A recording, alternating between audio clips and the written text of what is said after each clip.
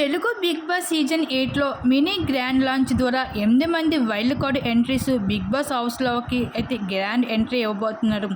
అయితే ఈ 5th వీక్లోని వీకెండ్లో అంటే ఈ అక్టోబర్ 5న శనివారం రోజు బిగ్ బాస్ సీజన్ 8 హౌస్లోని అడుగు పెట్టబోతున్నారు.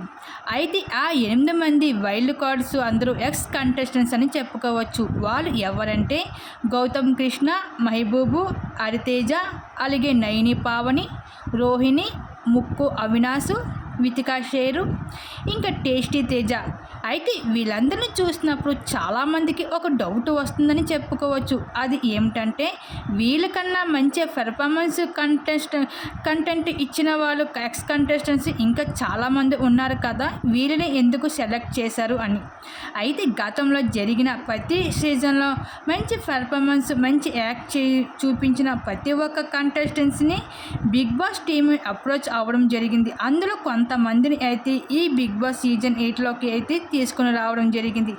ఈ విధంగా అయితే బిగ్ బాస్ సీజన్ 8లోకి వైల్డ్ కార్డ్ ద్వారా అయితే ఎక్స్ కంటెస్టెంట్స్ అయితే రాబోతున్నారు.